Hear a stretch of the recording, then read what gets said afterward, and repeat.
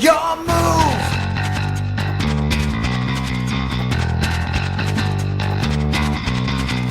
It's time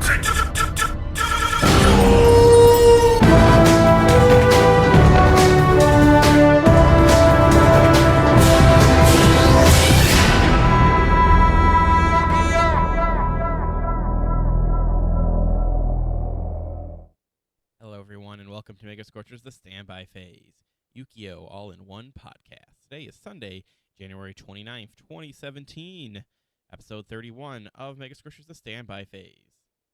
And we're back with more Yu-Gi-Oh! Goodness. I'm joined, as always, by Gandhi. No Chris this week.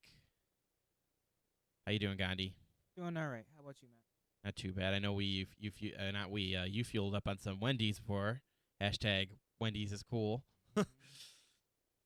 High quality stuff. I like Wendy's personally. So we're all fueled up and ready to go because I had some lunch. Well, very late lunch later on before you showed up. But when I hear talk about Wendy's, here to talk about Yu-Gi-Oh! And it's been quite interesting week for Yu-Gi-Oh! For me. Just a little reminder, we did a little Megascorcher did a little charity stream for a local Buffalo player. So we streamed that over the weekend yesterday. And then we followed up with a normal card shop tournament after that. So that was pretty tiring. But now we're back to do more of our normal content of doing shows, which is good. It was a good turnout. I'm glad that happened. But how have you been, Gandhi? Been pretty good. A lot of events happening this past weekend. One of them was the benefit event, which you just went over, and a few others. What else happened this weekend?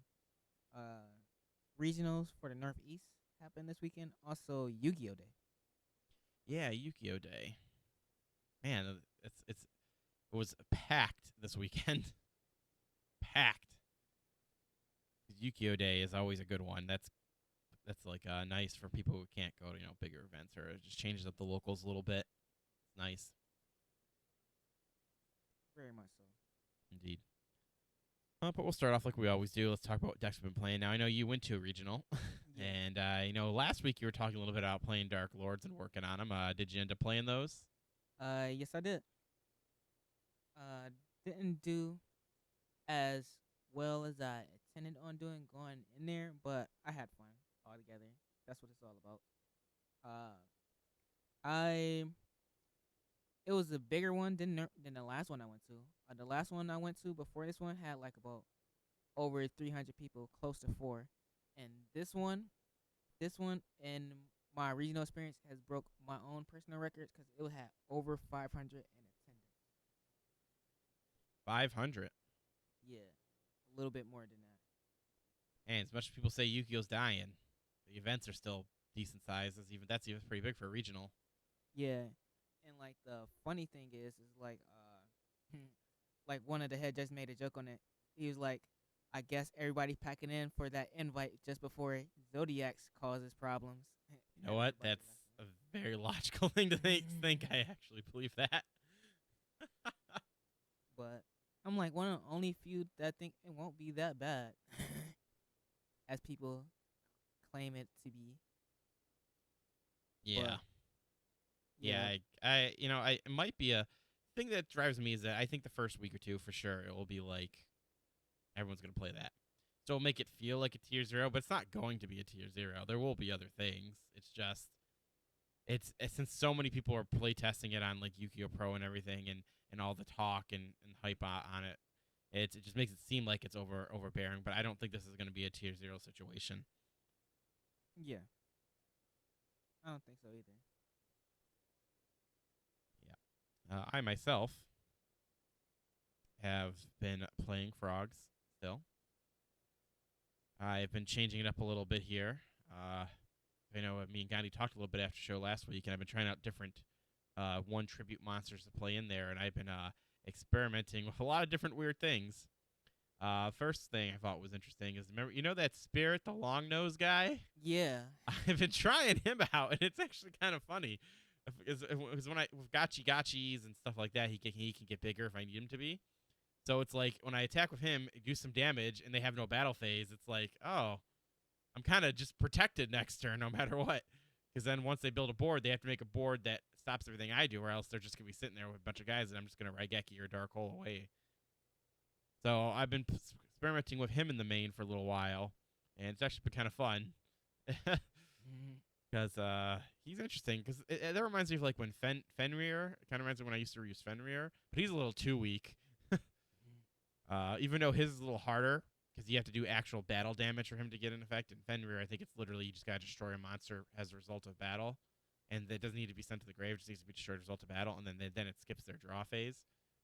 But what's nice about the long nose is that I'm protected from any damage, because right now Yukio got to build up those big boards and do those big damages, or it's a big build up a big board and lock you out. So if I can protect myself from battle damage at least, then that gives me another turn to do what I got to do. Most decks are just gonna wanna pick up a big board, eliminate all my shit, play around my stuff, and then attack for game. Well, if they eliminate all my stuff and then they can't attack for game, well, now I have a chance to recover again. And I still got that long nose in my hand. It's a spirit monster. So I've been trying that out, and it's been kind of fun. And I did go back and tweak the technology deck a little bit. I'm still not feeling it. If Thunder King goes up to 3, I'm thinking it's worth playing again. Yeah. Especially, Thunder might be a good deck to try. Especially when we get that Bro Hunter with such more consistency to the Hunter archetype as well as Thunders, because he searched Thunder monsters. Yep. Because I know that Maw and Paw isn't enough. No, indeed. Not enough. So that's what we've been playing and stuff. So we'll get into the state. There you go. Oh, you found something? Yeah. Another monster that will be interesting to check out for your deck. I had the right name, or I had the right effect, but not the name. Time Eater. You remember what Time Eater do? No. It's a 6-star dark monster, so that's pretty good. Here we go. And when you destroy a monster by battle, they skip their main phase 1. Interesting. Yes, it looked like a old. Oh, it's a Mayan dual clock. terminal card, isn't it? It's from Pharaonic Guardian. It's an old card, but it's probably a dual terminal too. Yeah, it's another one of those 19. I noticed these ones that like skip phases and stuff. They're always never really big because they don't want people to beat over with them. Yeah. So, but Time Eater, that's interesting. So how does that work? Literally, go into main phase 1, they immediately go into battle phase. Yeah, they will go from standby phase to battle phase. Yeah. Oh my goodness, that's interesting. That's one to try as well. Add that to the old favorites here. Boom, added. So like Time Escaper. No, it's something time. But all in all, I had choices. I could have went to Yu-Gi-Oh! Day today, or Saturday, 'cause that mat was pretty boss. But I'm like, regionals. Even though I had some friends that went to Yu-Gi-Oh! Day too. I'm like, also had some friends that wanted to go to regionals. So regionals, it was more advantageous of a game to go to regionals though. But that mat though, I probably Yeah, a lot of people across it were there. liking the mat. Yeah, it's like a dark magician on steroids and a blue eyes behind it. Pretty cool. Yeah. Alrighty, well, we got no news this week. Nothing that I thought was like news. So let's go straight into state of the game. All right, first thing, I have a couple things on the dock here I want to talk about. First thing is first, we now know, well, I think it happened technically before our show last week, but it wasn't on our docket last time. We got the new all-powerful best card of 2017 that Konami teased in a blog post, I think it was like a month ago or maybe a couple weeks ago, and now they've released what the card is the Sea Monster fusion card. So what it is, it's a zombie monster, level 5, fusion, 22 attack, 1800 defense. If you do wish to fuse this normally, it requires 2 tuners, and it itself is a tuner. So this is our first tuner that's made up of other tuners. Because let's see. Yeah, it's the first fusion monster that's I made with 2 tuners. So that's interesting, at least. That is interesting. Yep, and it's a normal monster. So this is the all-powerful best card of 2017. So what are your thoughts on it? My initial thoughts are that well, Norden, if Norden does get banned, well, we have something that's a replacement target for it. I would say Konami know what they're doing. Surely they know what they're doing when they making that. This could be like foreshadowing, but I say it gives light to synchro decks.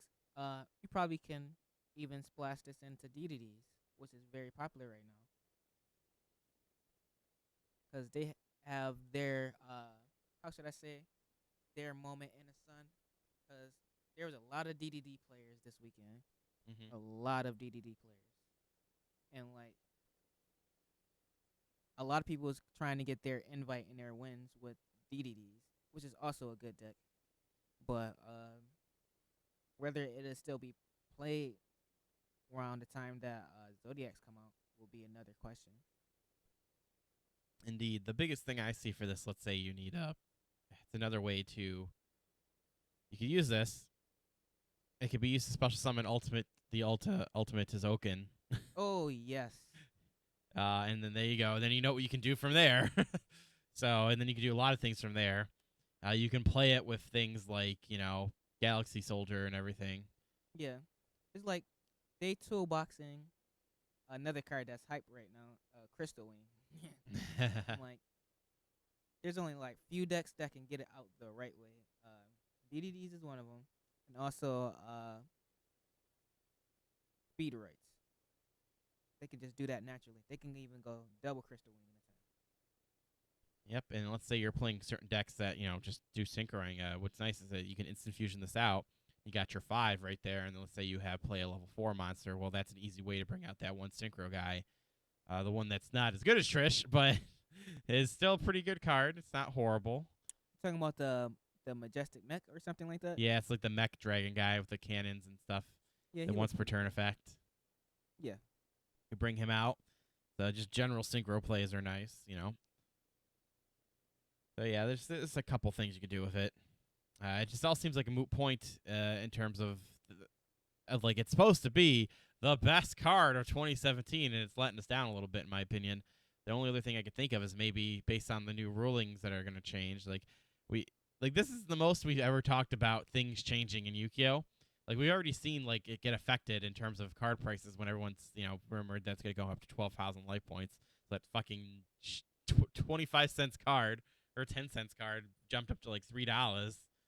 So you could draw if you had like 9,000 or more life points or something like that. yeah, So this has been a lot of talk about what the new mechanic will be, and people are antsy, and maybe this shows that maybe something's going to change in terms of make this card even better. That's the only thing I could think of, because right now it just seems like just an okay card. Maybe even just a good card. yeah. I know people in the lab right now just trying to pick the brain of Konami, saying, "Why did we get this card? It has to be for some reason that we're not seeing," and that's usually what we do whenever we get a structure deck. Like, why did Konami pick these group of cards for us to use in this structure deck? 'Cause I know that's how it kind of was for me when the Monarch structure deck came out. I'm like, and like suddenly we never used it at first. We just stick to Light Squire, Dark Squire. After a while, after a few months of playing with the deck, we found how good Mithra was and started using that more. So it'll take some time, but I think a few people out the gate just already on it. But we won't know until like the next big event, and I think the next big event is YCS Seattle, which is coming up in a few weeks. So yeah, I'll be very interested to see what people figure out to do with this. If it comes down to, I'm really disappointed if at the end of this, if this comes down to be the replace for Norden when they ban it. Maybe that was the whole thing. If that just comes down to all we find out it was going to be, then I'm going to be sad. But hopefully it really lives up to the whole, hey, it's going to be the most powerful card in 2017. Because my whole theory with that was, man, I want to see a cool normal monster that has like big beats attack that just interacts with some type of archetype or just interacts with a lot of decks easily. That would have been cool. Like, can you imagine like a vanilla monster, maybe level 8? Heck, Do we have a vanilla 9, 10, or 12? Vanilla 9, 10, or 12. Probably a 9 and 10. Vanilla, I would say that's in fusion form or synchro form. Because Leo Drake is, I believe, a 10 normal synchro. I'm trying to go to the Yu-Gi-Oh database. I'm gonna give it a shot because I think that would have been cool if we get like a level 9, 10, 12, something.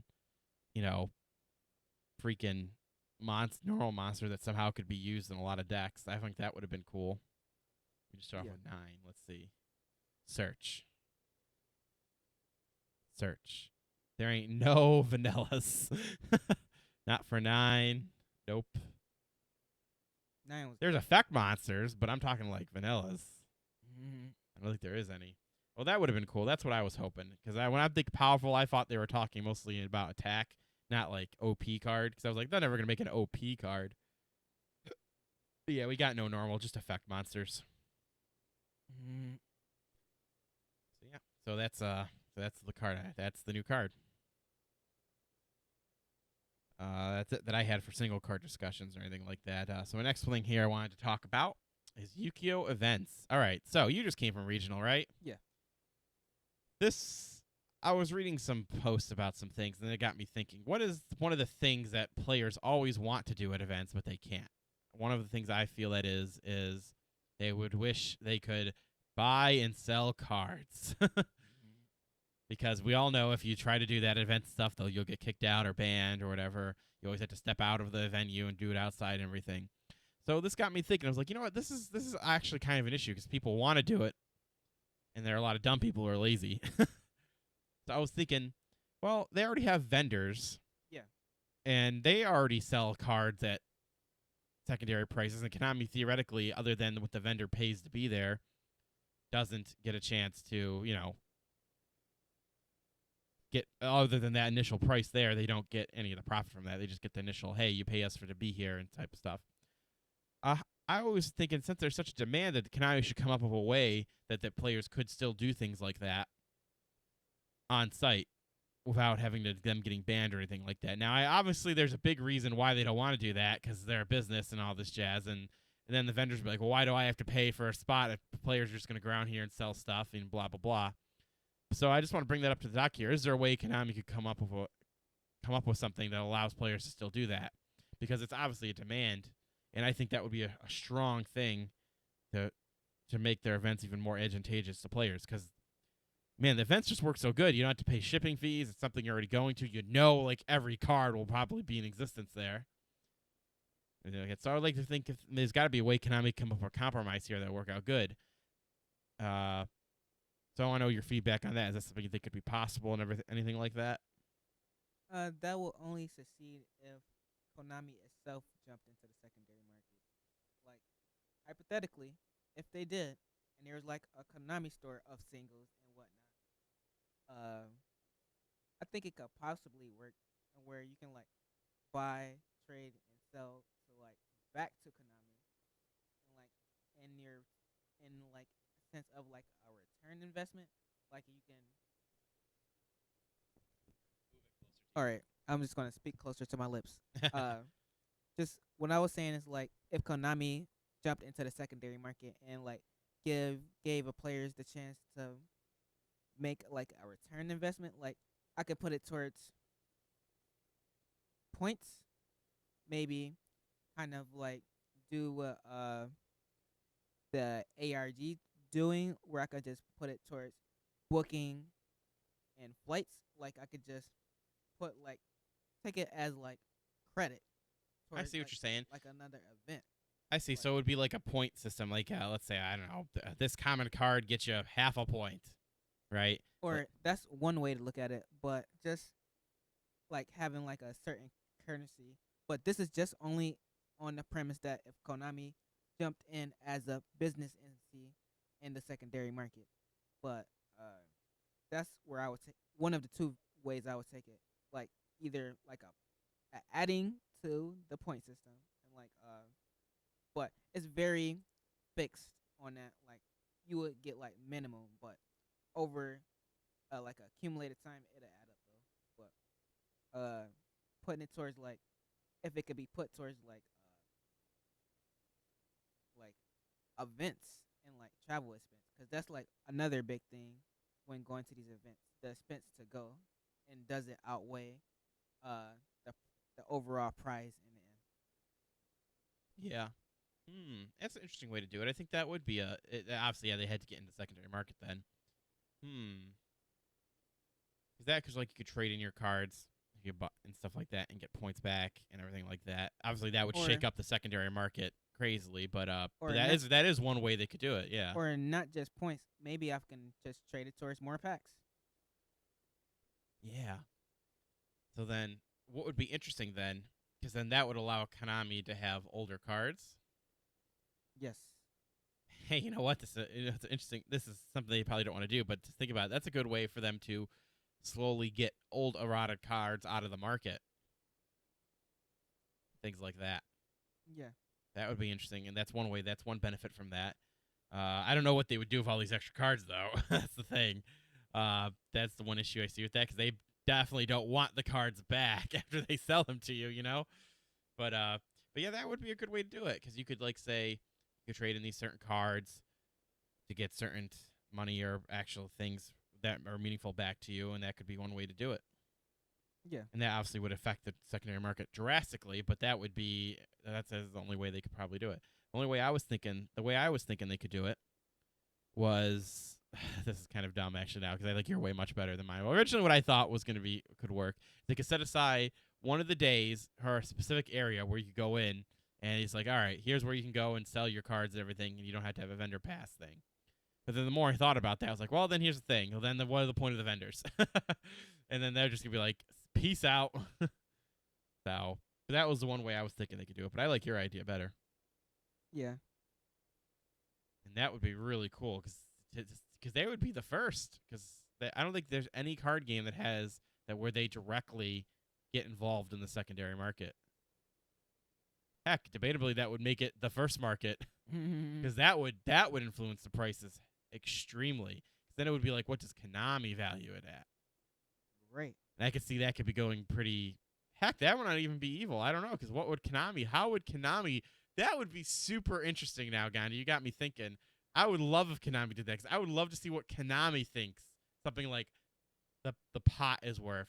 Or would they do something like, oh, they'll just completely go on rarities, like only super rares will give you this much, and commons would always give you this much, because that's the only way they could be like somewhat objective. Yeah. Obviously, when they're making the cards, they will consider that. So they'll be like, what do we want this card to be worth this? Yes, let's make it a super.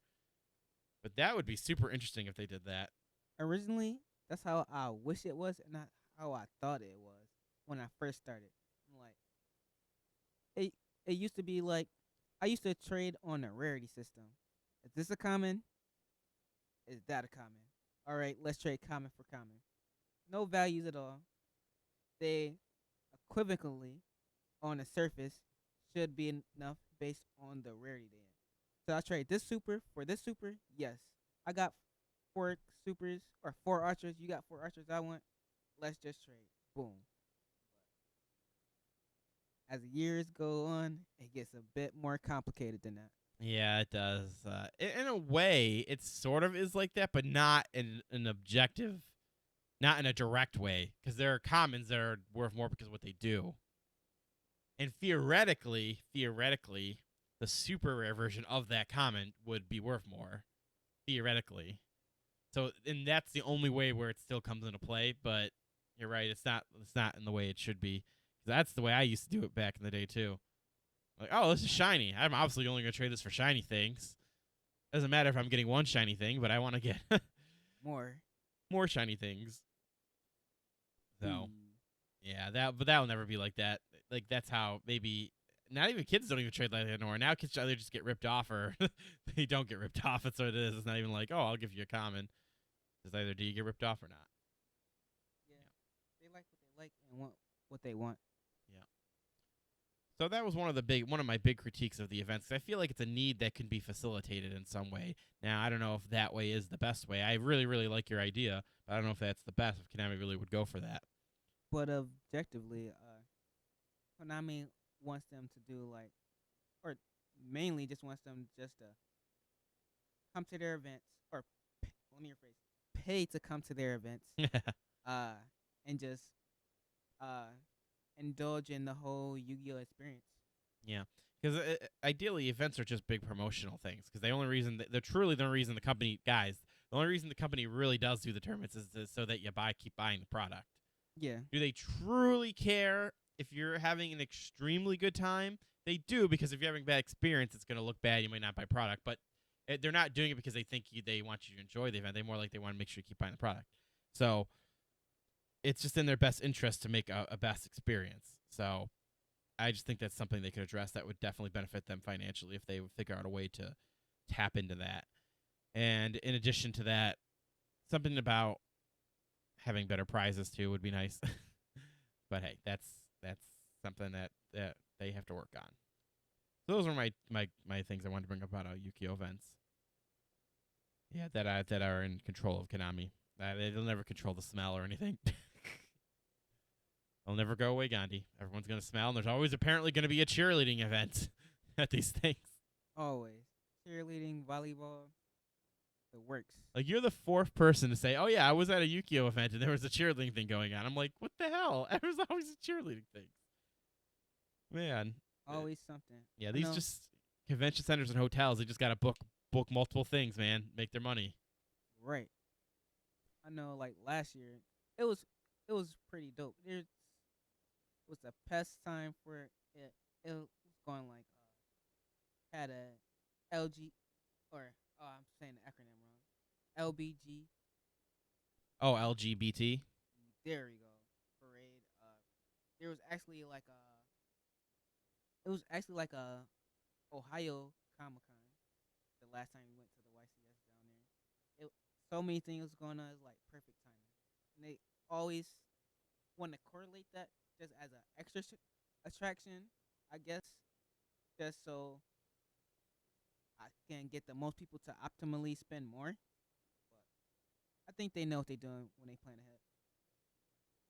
Yeah, they generally always have a plan. They're a business, so Yeah, it just comes down to how much. I think the only thing that it's like a variable in the business aspect of it is how much Konami of America has say in things like that. I think that's still the mystery we truly don't know. Like, who does do all the planning out? Is it Konami America? Do they only plan out what they get in terms of information of what's coming from the OCG? Do they base things off of that? That's the one thing that I think is the variable we don't know, because for sure Konami has like cards they plan out and everything. And yeah, of course they make mistakes and they guess things wrong. That's just how it is. But they do have a plan. They do plan things out. They do generally know what they're doing, and they tell us based on their stats that, hey, you players actually don't want this, even though you're saying you do. So they have their experts, as you say. yeah. I say like the only other thing I would probably want them to do for events is more events and more areas. So like more side events. Or what I'm saying is like had to travel like 5+ hours. Oh, you're talking about like destinations and where they're gonna do. Yeah, see, that's a tough one. Like I don't know, man, because that's a tough one. Because you have to pick areas. Because here's this. Let me put it this way. I hate that I'm defending Konami here a little bit, but the reason they picked that spot because they have to consider. Hey, all right. Well, let's see. We need to pick a spot that people can travel to. So if we go in Buffalo, like that really only helps out a couple Buffalo people. But if they do things like Philadelphia, people from Buffalo can get to Philadelphia, and then also covers the big city of like Philadelphia. You know what I mean? So that's what they go into their decisions. And I do agree with you that I think like Buffalo would believe Buffalo would be a reasonable spot to put one, because it is a major hub for transportation. It's a connection over from Toronto. Like, I feel it's worth it. Like, it doesn't always have to be in Toronto. Actually, I would debate that maybe they should do one in Buffalo and opposed to Toronto. Try that out one year, see how well that works out. That's what I think. yeah, But that is why they do those decisions, and I think that the only way they do more of that is they see like so many players that justifies it, and that's what's tough. 'Cause I know Magic has that issue too. Like, I wish there were more things spread out for Magic, but there just isn't. but yeah, at the same time, we also got to get somebody to host it. Like maybe like I want to say like a third, in a way, a certified official, or maybe like one of our OCS stores can possibly host a regional and like be the tournament organizer for that regional. Like Oh, you just thinking take up like space. in like kind of like how there's Star City Games that Yeah, when you compete in their tournaments, you do get points for the major, uh, like their pro league still. Like you still accumulate points, so if theoretically it's still an official, like even though it's a third party seller of product. Yeah, uh, because ARG is kind of filling that role, but they're not official. That's the thing. something like that. And like with that, the ARGs, the TCG player, like my point is like to host and run an event. We don't really have anybody that's willing to step up and do it on a regional scale. Maybe a OCS championship scale, but nothing beyond that. Like, I know a judge can come out to apply to work here in the regional, but who actually run it? It's actually like a third like company or membership. Like there's like another person that's like in charge. Is what I'm saying. Yeah, you just want what ARG does, but you want it on the scale of a regional and be as and matter as much as a regional does, so people will show up to it. Yes, Yeah, exactly. yeah, that's they would. Hey, that requires support from Konami. Good luck. Yeah, and just lot of people just to get involved. And that won't happen with ARG, sadly, because they're too hardcore for Konami. Yeah, apparently. So, see, Pokemon is such a rare exception because it is an example of how things can be done right. But the thing is, Pokemon is so big to have that advantage. Yu-Gi-Oh is not on the same level as Pokemon in terms of its general popularity. So they can Yeah, their events they hold are worthwhile to them because it's just so big. So they have that weird scenario where like they can run more events or they can do that and they'll get big turnouts and just cuz and plus they can just essentially these Pokemon TCG things are big merchandising places too. So it's like you go there not just to play the tournament but you play the video game. They're pretty much essentially Pokemon centers built into these convention centers so you buy anything you wanted to buy Pokemon related. Like they have some advantages that I wish Konami could have. yeah. Like like we was piggybacking on it before. Just have like we can even have like a Konami store to sell Konami stuff. Yeah. It's real rough. And there are so many advantages to Japan, believe it or not. Like because they're so densely put together, all these like local shops and everything, it's like they get such big turnouts because people can like just walk to these places, you know? Because they're locals over there, man. Oh, when I just look at these Screech things, man, I'm like, man, they get so much for just locals. Right. So Konami just has a lot of challenges in America, and I think if they take the time to invest in it, they could be worthwhile, and it definitely would. They would get some return on it. So Definitely. And that equals a happier player base. yeah. Now speaking of happier player bases, or should we say people who are not happy? Then let's move on to our final topic that I had here that I wanted to talk about. I'm going to talk about the way they've been doing their rarities. So we just found out, I think it was today or yesterday, that the Wind Witches, apparently all the three main ones are going to be ultra rare. So the three like core things you need that are debatably the good ones, or the engine at least, the things you want to do with them are all going to be super high rarity, even regardless of they earn the ultra rare status. So I think this is a good time to bring up the talk of the rarities in general. Not just like, oh, should we have these rarities? More like, do we feel Konami is still just, I don't know if still, like, do we feel like Konami is still motivated more of the business aspect of why they're doing these ultra rares like this? Or do we feel like these are appropriate to what we feel an ultra rare should be? Because when I think of an ultra rare, I think of, oh, this has got to be a card that's really good or changing things up a lot. Like, or even like a secret rare, even. Like, those are like things that change up things. They're powerful. They are doing meaningful things. You know, and commons can be meaningful in terms of archetypes, but they don't they don't change things up in a such drastic way where it redefines like the meta per se. So you giving a rarity system to attribute to like a card's power level, essentially. Yeah, basically that's what I would want from them. But like you gotta think about this critically. Like, how does Konami define what should be ultra rare or not? Probably, in my best guesses of it, uh, I would base it on like a few things. Uh, can I even say it? It's like 3/8. I'm gonna try. Artwork, archetype, and I want to say appeal.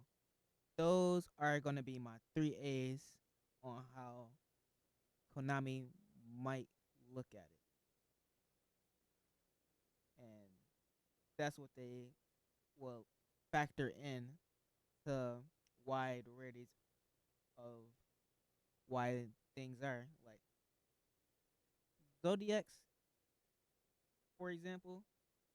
They knew that was gonna be like a big thing, so they just made everything high. But they did give us Reptier as a super common. That was the first card I heard about, and I'm like, if they do this, like,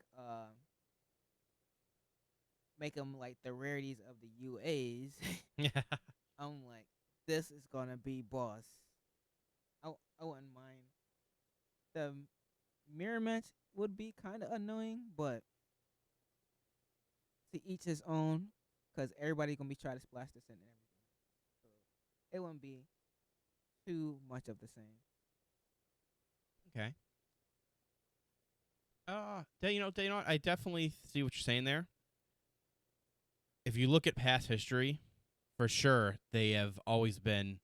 It seems like they take those things into account. So I see that your logic behind there, because you've got to think like you said.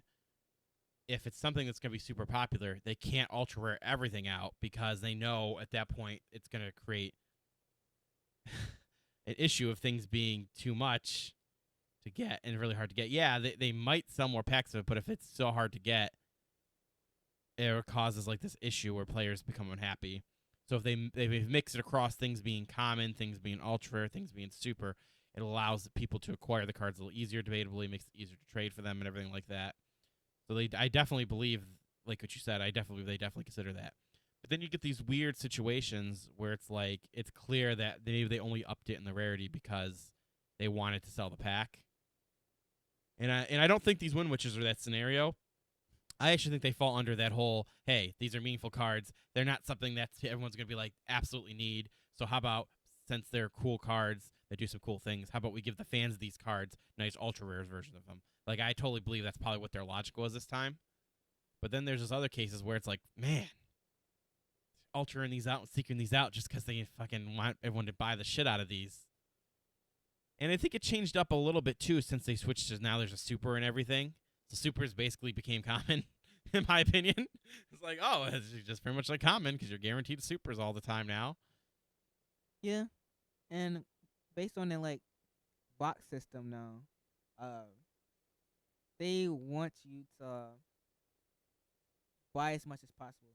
They made it slightly easier to pull some of these cards, but not exactly. You're still gonna spend a bit of a much, but as Konami, as I've been observing them, they want you to get more or to have more.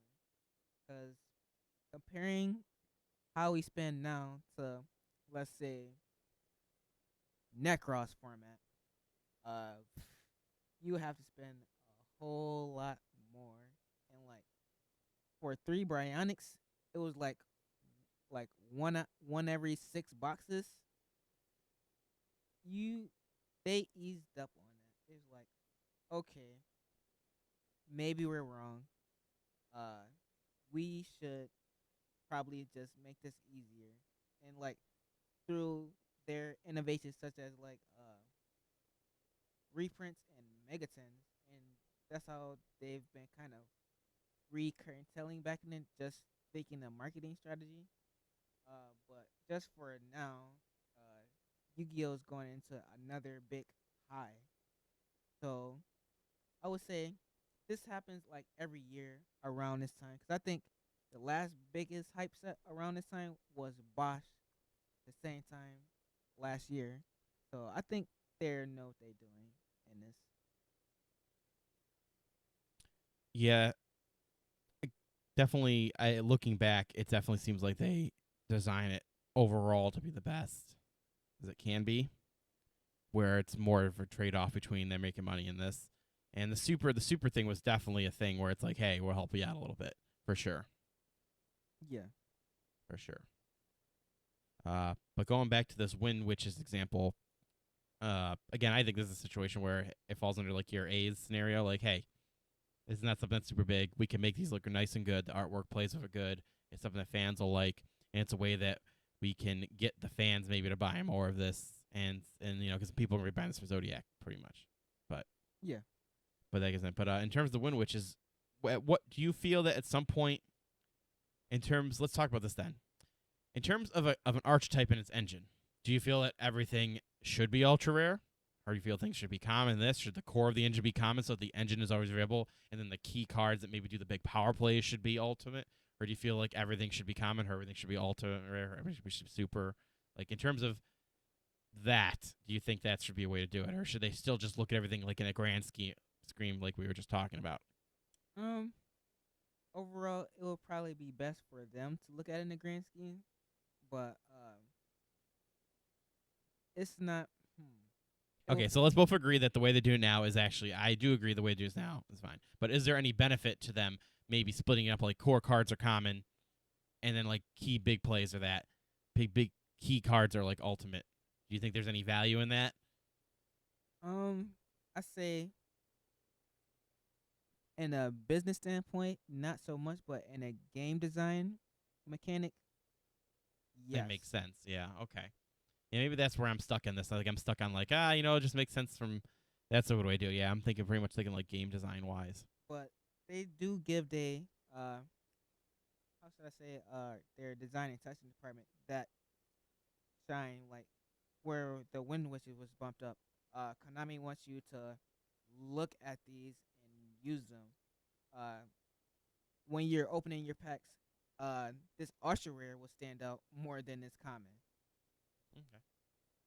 That's another thing to consider too. Yeah, maybe they do that. That's probably what they do for sure. Yeah, that's how I think they look at certain things, Yeah. and certain things is just stand out by like how the meta curve. Yeah. Yeah. But yeah, definitely after what you brought up, for sure. I think the way they do it right now, it seems for sure right now they do a good compromise between them making money and us giving us a little something based off of past stuff. So, alrighty then. So that's what I wanted to talk about there in terms of state of the game. Did you have anything you want to talk about there, Uh, Gande? Lightly want to just talk about my regional experiences Sure, and go right ahead. some stuff you might want to do if you're going to. My matchups on the day was I faced a couple of DDDs, a couple metaphors, and one of the shocking things that I want to talk about and just divest in. Uh, I faced a lot of rogue decks there, uh, but the one that took me by surprise going into my regional experience was Monarchs. And let's look at Monarchs. Even though they're hit, I think it's a pretty good and budget deck to pick up and play because it has, or let me clarify, the domain version of Monarchs. Because it has a good matchup against pretty much everything. It just loses to itself and like uh the running out of its own resources. But there's ways you can build it and just accurately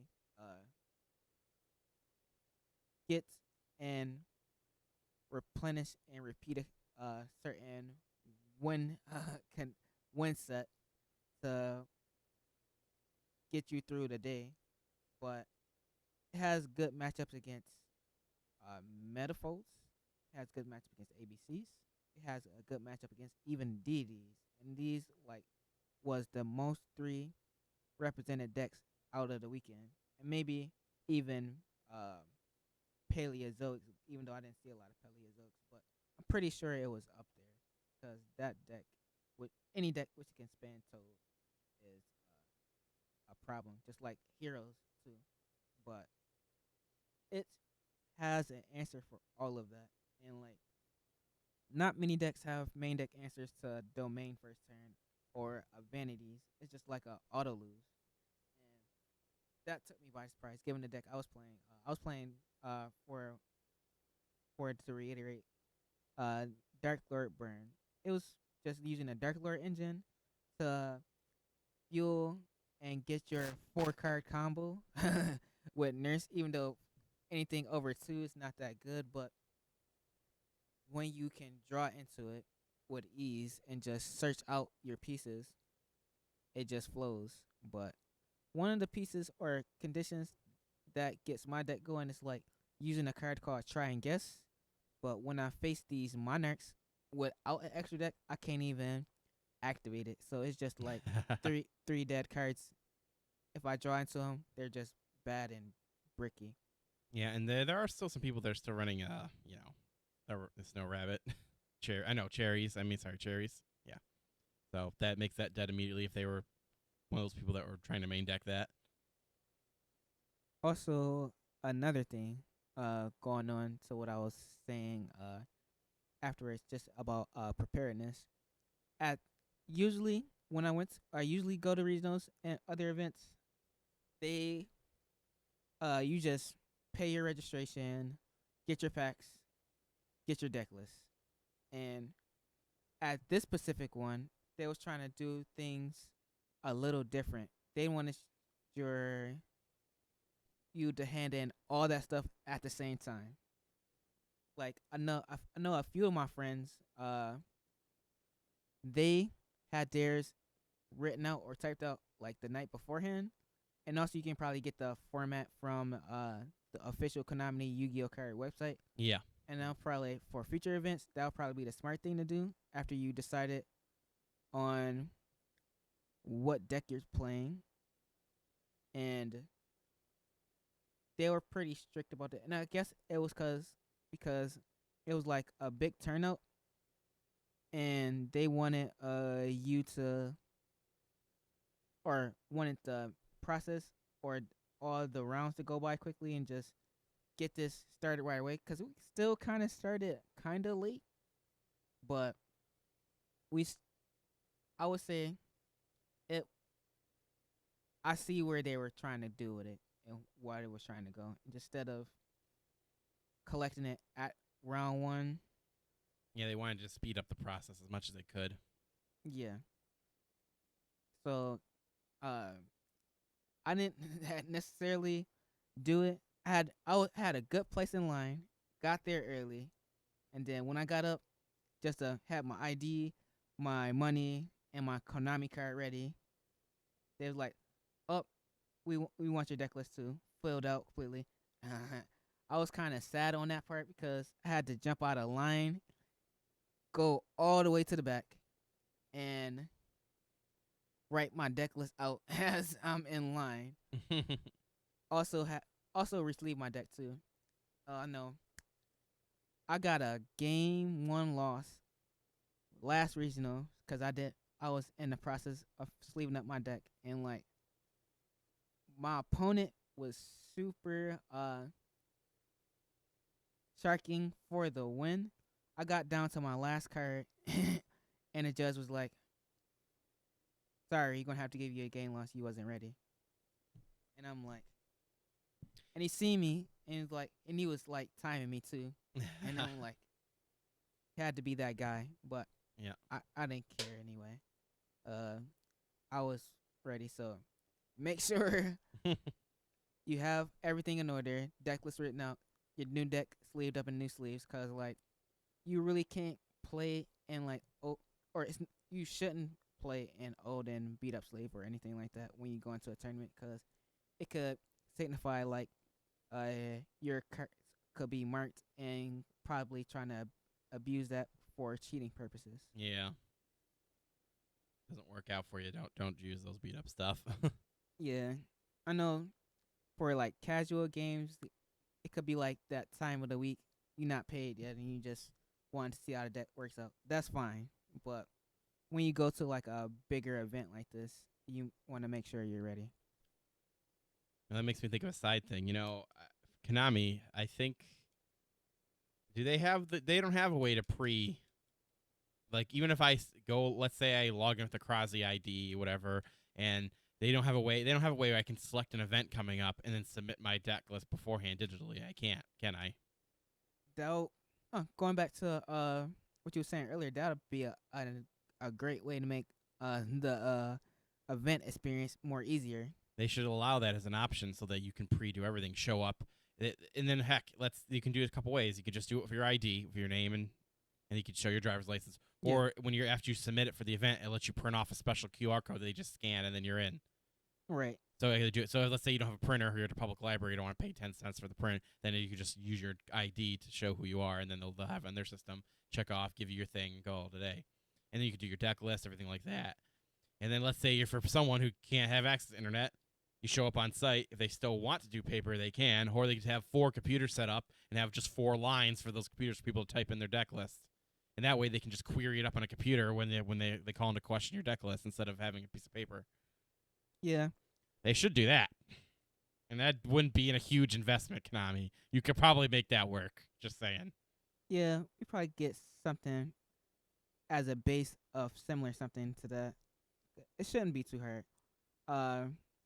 They should hire us for like a think tank department for Konami. I would like to think this is a basic thing that just makes sense for 2017 because Yeah, wouldn't it come make on, their people. jobs easier because they don't have to worry about it's all digital. They don't have to worry about data entry, and it's all on the player still. So they can still say, well, you filled out this, you typed this in. Yeah, to add into it, because I know some of the reason why there would still be long lines with that is because you're just not confident with this final version of your deck.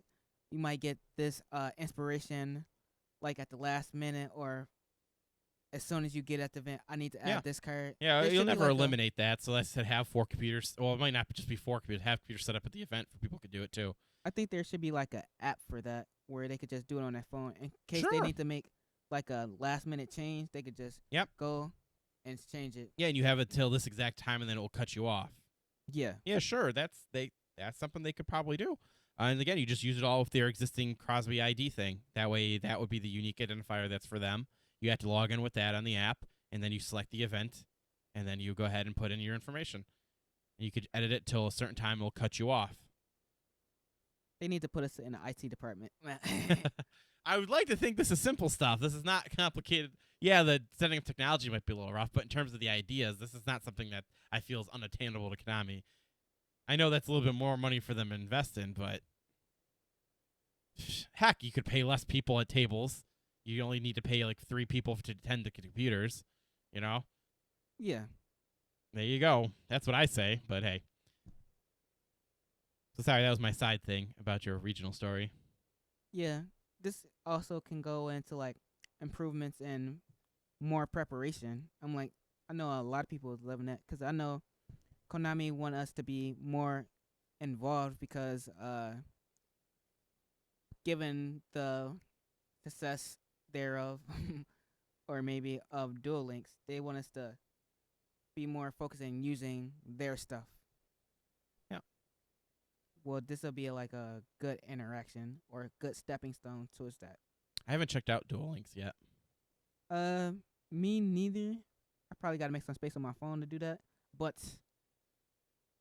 soon.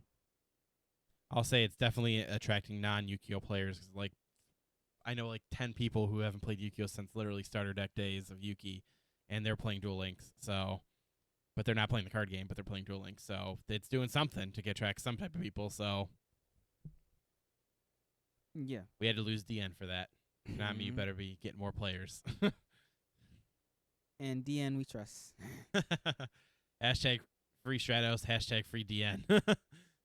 Free DN. But a few other things. Also, I think there should be like a way to, how should I say it? I l- I think they did this at the YCS. Uh, last time I went, there's like an app that you could check what round you were and at what table. I think Wait, they need to they bring. already have an app to do that? Really? Yeah, they had like the QRC thing. You just take your phone, scan it, that little posting on the wall, and just look, type in your Konami ID number, and it tell you what table you at. They had, Wait, so they already have an app that does that? I think they had it at the last Nats. And So what the hell, Konami? Start getting the other stuff we just said done. You already have that in place. Yeah, if they could do that to like Lord, or they didn't have it at this regional event, but it would have been helpful if it was, uh, to be like a standard for all events, 'cause that helps a lot. And like, always got to push, shove, and got to get to these papers that's stuck on the wall, and just to find my name. And I'm like, Yeah, standardization across everything would be nice. I still think they should do the papers because you're gonna have that one person who doesn't have a smartphone, so they should still have that as an option. But that would eliminate the cluttering by the paper, and then that person can still walk up to the paper easily and see. yeah, even if it's a few minutes, it still saves time. Yeah, and that would help people not being late. Okay, I still think players are gonna be late. No offense, Gandhi, but Mhm. it would still help. And standardizing the regionals and YCS on the same system would be good. I didn't know. I thought they already did. Thought they just did the same shit everywhere, but apparently have an app exclusive for YCSs now. Yeah, I thought that was pretty cool. At the last major event I went, even though regional's still pretty major, but at the next level, they they should have that like as like a common standard. Yeah, In I my assumed opinion. they did, and it's surprising me hearing that they didn't. Mm-mm. Also, Tekken regionals with Gandhi. I wanted to run the new 2017 map. I was kind of sad they were still doing the Dark Requiem map, cause or like on their site I seen like like a Zodiac map I wanted to win. I'm like, I can. This is a good map to win this kickoff 2017, but it wasn't. And I was kind of like sad, but not sour, not getting my invite. I could just get at another event. But yeah, that I was really liking the Zodiac map. We probably can touch on that later, but Yeah, we showed it off last week, so. That's the same one, right? Yeah, it's the same one. Was it the Zodiac? Was it the Yukio Day one? I don't remember, but we showed off that one last week, so I yeah, it was like think it's the same one. it's gonna be like the OTS uh map Yes, that we that is have. the one we showed, the OTS one. So, yep, that's the one, guys. Yeah, I'm really liking that. Yeah, if you like Zodiacs, looks good. I'll say if you care about the thing on it, they do a great job showing off the art, the way they arrange everything, the sizing, the quality, the colors, the colors in terms of the way they do in the background with the art of the characters. They always do a great job with their mats. Now I just want more prizes that high quality. Yeah, and like the last thing I probably will touch on is like having like a little bit more to do, cause like at the regional level, even though they do side events, but they don't do a lot of them for regional. They have this one side event for this I want to say this I think it was like kite mat with Dark Requiem on it. It looked alright. Uh, I wish they just would have had like more a variety of events. Cause I know at a YCS they give you a little bit more options, cause they do like generation duels, structure deck. This was just like a typical like 8-man flight win this match. I was thinking about entering it after I dropped, but I was like, nah. I just want to walk around and just trading and like picking up cards and selling to vendors. Mm-hmm. Like, uh, it doesn't necessarily have to be more tournament based things. It would be cool if Konami can like import like a couple dual terminals at these regional or higher events. That Oh yeah, will- because dual terminals aren't a thing in America anymore. yeah, They're What- still a thing in Japan though. I thought, right? yeah, kinda. But if Konami can resurrect that, that would be a good. How should I say? A good outlet for a Heck, rebirth. how about we compromise with them and say, why don't they just make up little stations where you can play Duel Links, Boom. and they That- have a giant QR code next to it, so people are like, hey, that was cool. I'm gonna download it on my phone. Yes, that would be cool to do. Because that would be, that still require work for them, but it would present it in a way that would be marketable and interesting to people. They would have to put like a tablet on there. I know there's some risks of that. At least a dual terminal is a self-contained thing. Like that could be one way to do it. Yeah, like little gaming stations, like all the old past Yu-Gi-Oh games would be pretty cool as something to do in between the rounds. 'Cause I know with certain decks like Mermails and other OCK decks, you're done with your match in like between 1 to 3 minutes. Your whole match is done, and you have all that. I don't want to say seat time. All that walk around time that you have to do to the next round, and like some of these events be or some of the rounds be like a Heck. whole hour long. I'll even compromise with them again. Heck, they don't even have. How about this? I'll even compromise again. Don't even invest in machines. Make a Duel Links lounge. Right. Have videos playing. Have like branding everywhere. That way they don't have to buy machines and it's just paper branding. And have like a attendant that's there who can ask questions about the game, show you features. Do that. That'll be even cheaper than buying machines. Just do something, guys. Exactly. They need to hire us, man. And that would be cheaper than even like the only thing you would need if you wanted everything digital is maybe some screens playing video footage. Have attendant, do all paper branding, just get some cushions, some love sacks, something. Just make a lounge.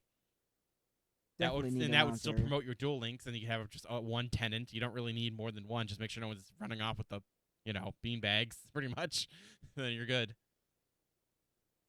That would be super smart. Also, another thing, just for players, and like to compensate for the hour-long rounds, which I think from this point forward, and I know a few of our local judges was talking about it, is they're really cutting down on slow playing, and that was a big thing that was emphasizing every round. If you see somebody slow playing, don't afraid to call just to supervise that. And I really don't think it can be totally helped or supervised because you only got like 8 to 10 judges and a 500 plus event. It's just impossible. But Well, at least they're trying. yeah, I don't think until they like put like a good 50 judges per 100 people. I have a solution to this. I think they should just change the way they do time. That's just, what? At this point, let's just do it because it's obviously becoming an issue. Still keep your 45-minute rounds. When you go into turns, just have time on turns. Just do it. Who cares? I don't Time care. on These turns. You might have people raging at you, Matt. Well, you know what? Let's stop because there's more people who are abusing it, Gandhi. There are people who legitimately need the time in turns, but there are more people abusing it. There are. I'd wholeheartedly believe there's more people that abuse it than who actually need it. Just saying. Just saying. There might be like, I feel bad for the occasional dark synchro player who is just he really does need that time, but we need to come up with something, man. As I was advocating for like clocks in Yu-Gi-Oh at one point, yeah. but that's a little much because that's something that's like a little much. Yeah, I talked to both sides of the fence on that, and they wasn't.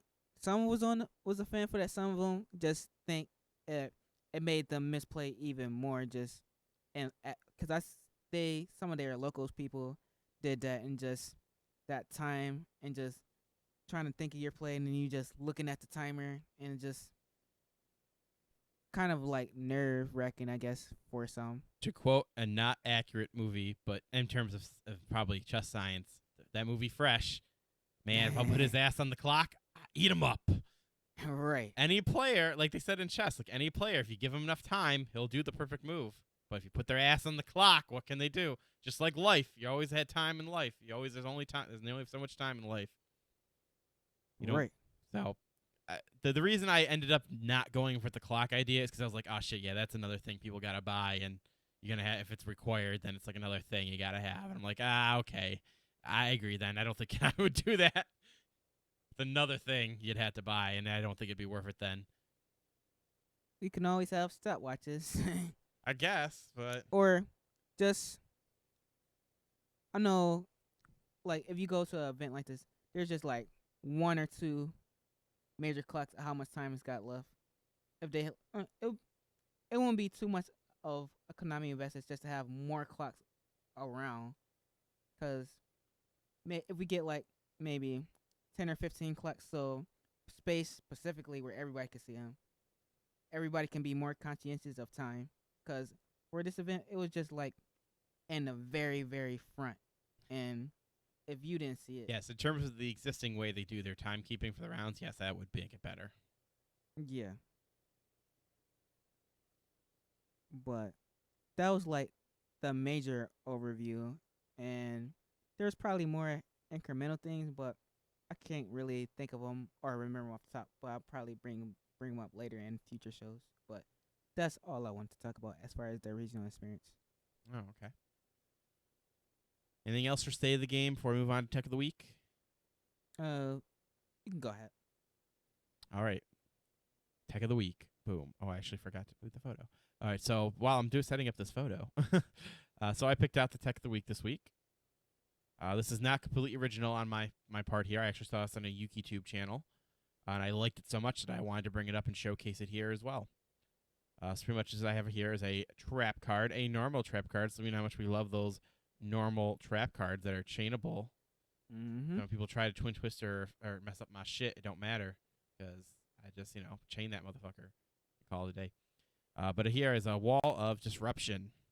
So it's a normal trap card. When an opponent's monster declares an attack, all attack-resistant monsters your opponent controls lose 800 attack for each monster they control. So what I like about this bad boy, let's say that you're a deck where you choose to run protection in terms of,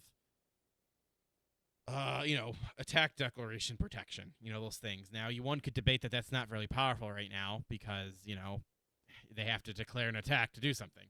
And most likely the decent players will be hesitant or they'll deal with the back row before they go in. But let's say that you are willing to run those things.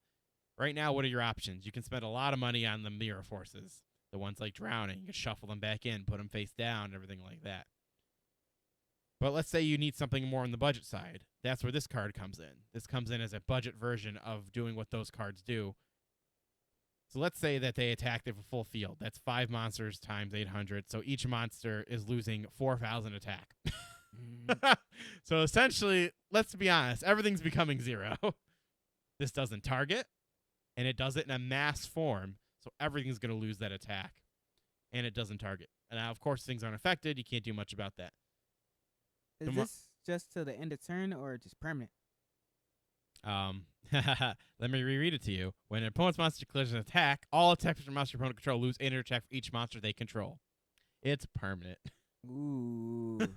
To my knowledge, this bad boy is freaking permanent. Of course, if they put it face down and reflip it back up, we all know how Yu-Gi-Oh! Game mechanics work.